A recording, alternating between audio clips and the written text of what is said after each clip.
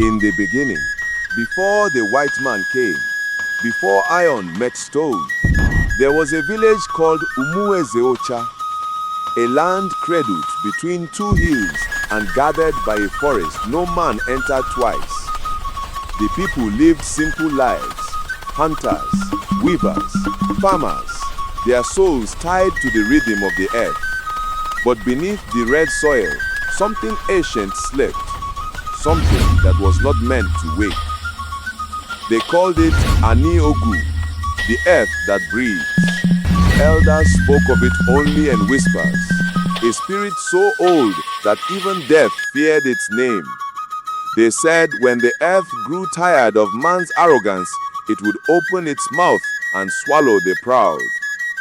For generations, the people obeyed the sacred rules.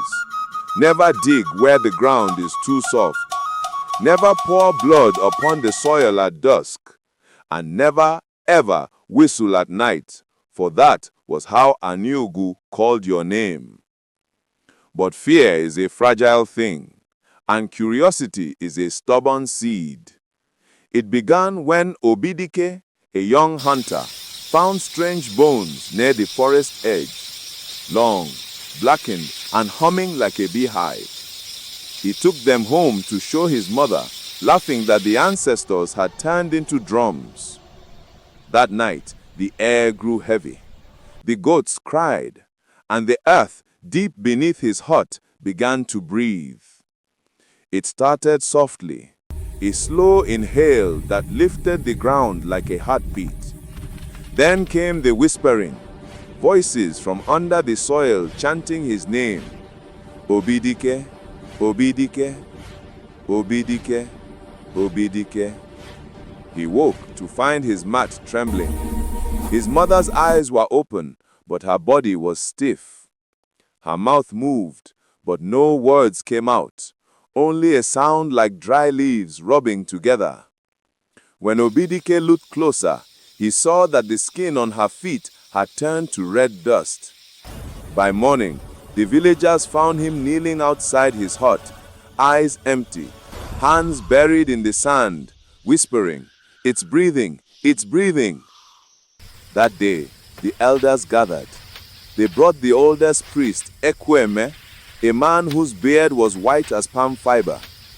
He looked at the trembling ground and said, "The boy has broken the sleeping chain. The earth remembers. It will feed." That night, they tried to seal the ground with sacrifice. They slit the throat of a ram, poured its blood into the pit where the breathing was the loudest. But the blood did not sink.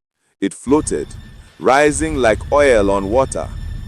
The earth exhaled and the torches went out. Screams followed. Something rose. Not a beast, not a spirit, but a shape made of soil and bones and the faces of the dead. Its breath smelled of decay. Its eyes were hollow, but burning red from within.